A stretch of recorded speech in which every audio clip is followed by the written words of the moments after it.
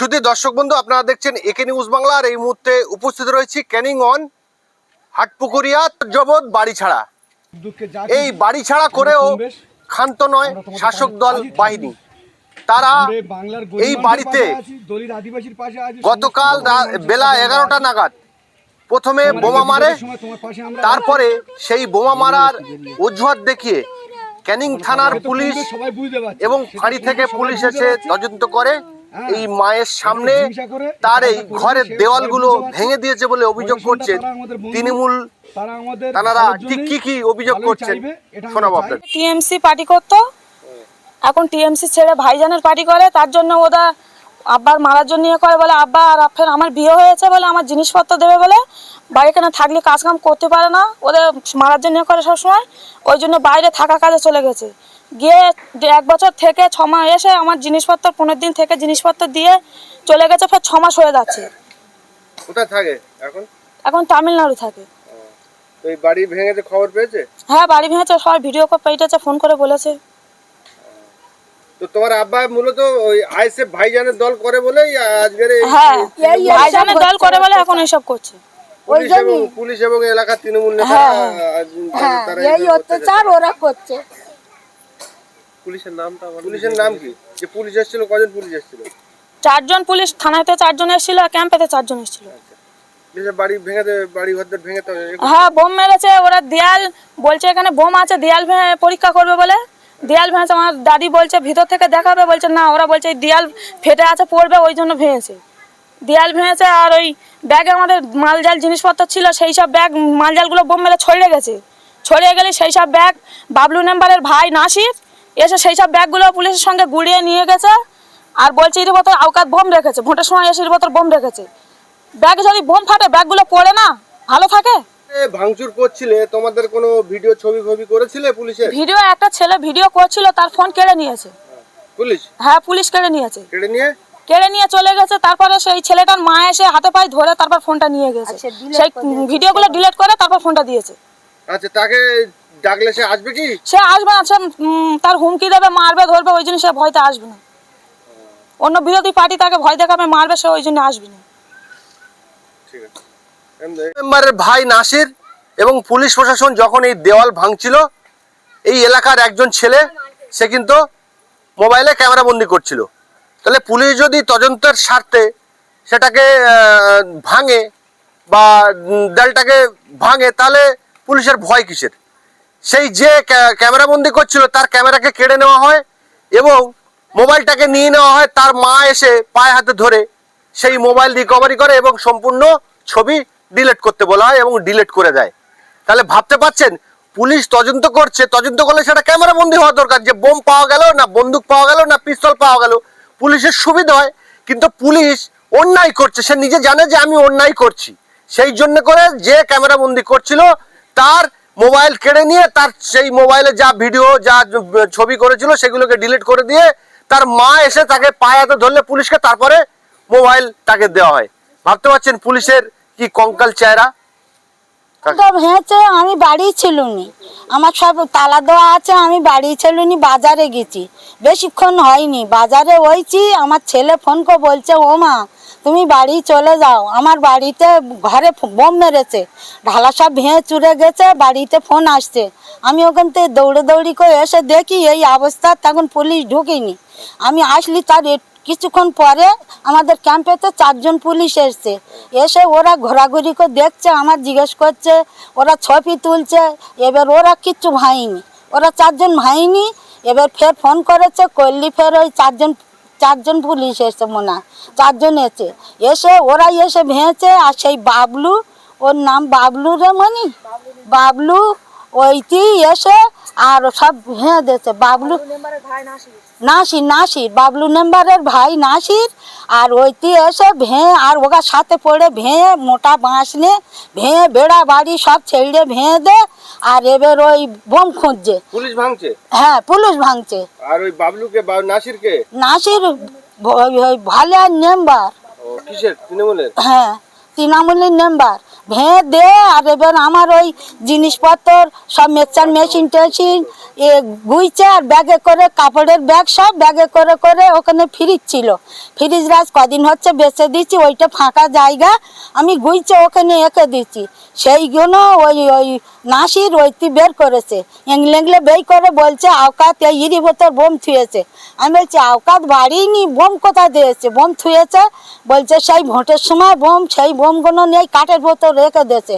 আমি বলছি ওর একটা বুড়ো মা, আমি ঘরে আছি, আমার ছেলে বোম বন্ধ হয়তো থাকতেই পারে এখন পার্টির যুগই, কিন্তু আমার ছেলে আমার মারার জন্য একটা বোম নিয়ে এখানে রেখে গেছে, আমার মা মরবে বোমটা বাস্ট হয়ে, তোমরা বলতে চাচ্ছ, আর তোমরা খোঁজো, আর তোমরা আমার ডাল ভাঙনি, আমি কাঠগুলো আমি সইরে দেবো, আমি সব জিনিস ঘর বাড়ি তন্ন তন্ন করে দেখাবো কোথায় বোম বন্দুক ছোড়া আছে। পুলিশ যখন ভাঙছিল বাধা দেননি, বারণ করেননি? আমি মানা করছি, আমি যে কাঠ আমি সইরে একটা একটা করে তোমরা দেখাবো কোথায় বোম আছে, তোমরা বার করো। বলে না তুমি সরে যাও, বলে আমার ঘরের ভেতর তো বার করে দিয়েছে। বোম পেয়েছে না, আমি বেরিয়ে চলে গেছি, কোনো একটু দড়ি দাঁড়া কিচ্ছু পাইনি, ওরা সেই ব্যাগ কোটা এবার গুইছে নেলে আর ডাল ভাঙছে। আমি এই দেখো আইন কোনোদিন বলে না যে ঘর বাড়ি ভাঙুক, চোর চুরি করলে সাজা খাটে, জেল হয়, ফাঁস হয়, তা ঘর বাড়ি ভেঙে যাচ্ছে। আমার ছেলে পুলে বাড়ি নি, আমি একটা বুড়ো মানুষ থাকি, আমি কোথায় খাবো কোথায় দাবো, আমার সভ্য যা জিনিস এখানে, আমার ঘর বাড়ি কিচ্ছু নেই, এই গ্রামের লোক সবাই জানে আমার চাল ডাল যত কিছু মাল সব ইরির ভেতরে, খাওয়া দাওয়া করি, পাইপের চুলে রান্না করি, আর তোমরা সব ভেঙে চাকনা চুর করে যাচ্ছ। বলছে তুমি চুপ করো, তা আমি চুপ করে রয়েছি। এবার ঢালাই এংলে ফেংলে দেখে বোম পাইনি, এবার সেই চট বস্তা ছেঁড়া ব্যাগগুলো সব আমি বলছি ইরি ভেতর বোম ছিল, থাকলেই বাস্ট হয়েছে। আমি বলছি বোম যদি উড়ি ভেতর থাকবে ওগুলো তো পুড়ে যাবে, ওগুলো থাকবে আর আমার ছাড়া। কারা বলছে বোম ছিল? ও তো ওই নাসির বলছে, পুলিশরা বলছে নাসির। আর এবার আমি বলছি ওরই ভেতর যদি বোম থাকবে, কেউ কোনো কথা বলে না, আমি বলছি তাহলে ওগুলো কি পুড়ে যাবে, থাকবে? আর তোমরা বলছো কাঠের ভেতর বোম খেয়ে গেছে আওকাত, আর ওই কাঠগুলো 3 বছরের কাঠ, তা ও তো তুমি একটা দেশলাই মেরে ফেলে দাও, এক্ষুনি দাউ করে জ্বলবে। আর বোম বাস্ট হয়েছে আমার ওই কাঠগুলো ধরিনি, 1 টাকা ব্যাগ পড়িনি, 1 টাকা কাপড় পড়িনি, আমি ওখানে পর্দা টাঙিয়ে থুইছি কাঠে, সেগুলো পড়িনি। আর তোমরা খালি বলছো এই ব্যাগে বোম থুয়েছে, বাস্ট হয়েছে, তা কোথাও বস তোমরা খুঁজে বার করো। এবার বার করতে পারিনি, সেইগুলো গুইড়ে নে বলছে এই চল কি ছিল ওই পার্টিতে সরে এসে ও ভাইজানের দলে ঢুকেছে, বলে আমি মরি তো ইমাম হাসানের মতন আমি ভাইজানের সাথে মরবো, আমি আর ওই পার্টি করবো নি, এই জন্যই করে ওরা এত অত্যাচার করছে। ওর এমনকি ওর বাঁচার কোনো আচ্ছা নেই, সত্য দিয়ে ফের গেছে, ফের আবার আসবে। ওরা মানে সহজে ছাড়ে না, 6 মাস না হলে ওরা ছুটি দেয় না, এমন কাজ, ওই খাটালের কাজ করে গরুর। তা 6 মাস হলেই তবে ছুটি দেয়, এসে 15 দিনই ছুটি দেয়, 15 দিন থেকে মেয়ের জিনিসপত্র দেওয়াই চলে গেছে।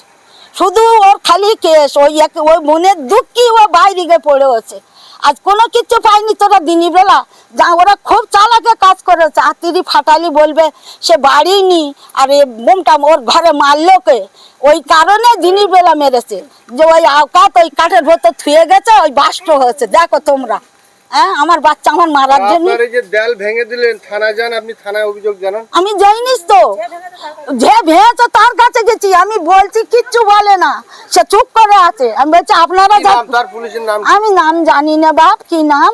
কোন থানা ওটা? ওই কানি থানা।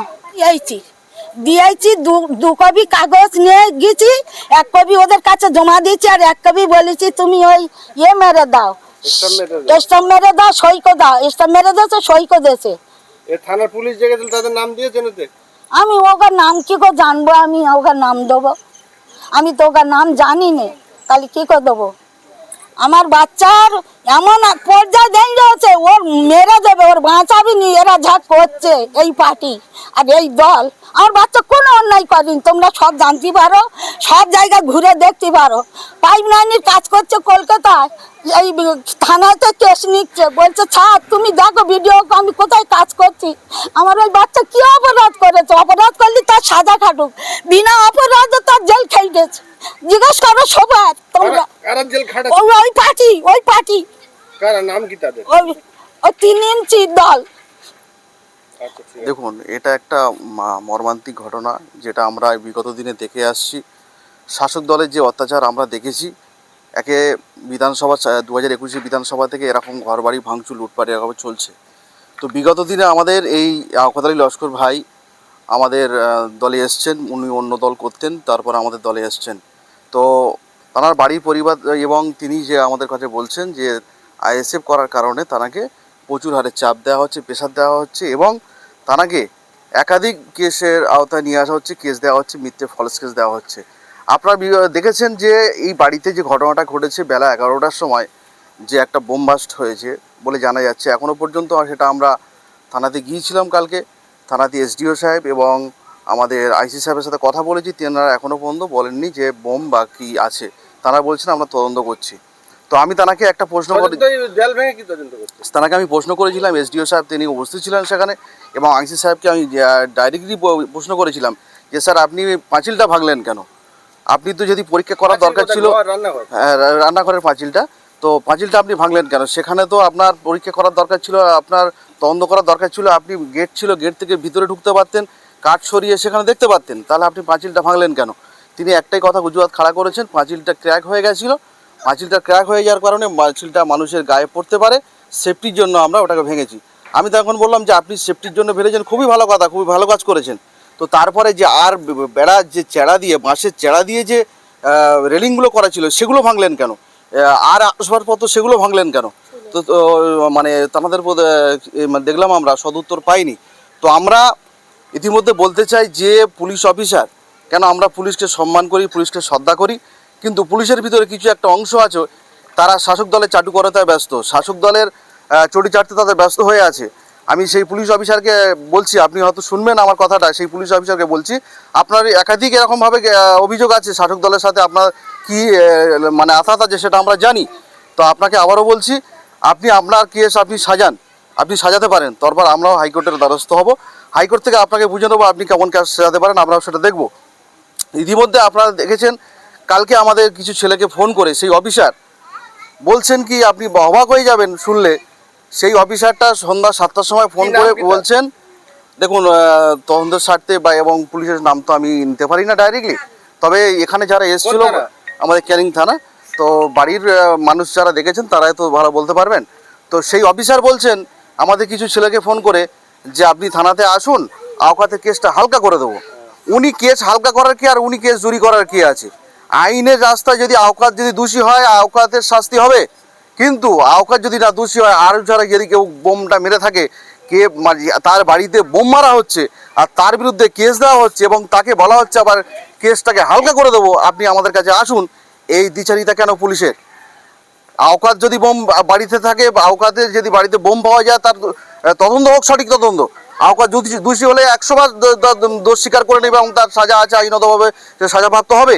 তবে যদি আওকাতের বাড়িতে কে যদি বোম মেরে থাকে, তাহলে পুলিশকে আমি পরিষ্কারভাবে হুঁশিয়ারি দিয়ে আবার একবার বলছি, পুলিশের এই তদন্তকে আওতায় নিয়ে এসে সামনে আনতে হবে সেই ব্যক্তিরা কে। এই পুলিশ ছাড় পাবে না, আমি আপনাদের মাধ্যমে বলে রাখছি, পুলিশ ছাড় পাবে না। তো পুলিশ চেষ্টা করছে এর থেকে বাঁচার জন্য।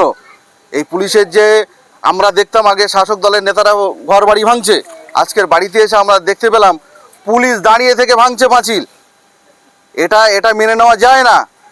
এটা পুলিশের আগামী দিন এসডিও সাহেব, আইসি সাহেবকে আমরা শ্রদ্ধা করি, সম্মান করি, সেই সম্মান রেখে বলছি আপনাদের কিছু এসআই আছে তারা এই সমস্ত কিছু করে বেড়াচ্ছে, সেটা আপনারা নজর দিন এবং আগামী দিন এরকম ঘটনা যেন আর না ঘটে তার আমরা আবেদন করছি। এবং এই যে বাড়িতে যে মানে বোমা বা কিছু একটা বিস্ফোরণ হয়েছে তার সঠিক তদন্ত হোক এবং যারা আসল দোষী তাদের অবিলম্বে শাস্তির আমরা আবেদন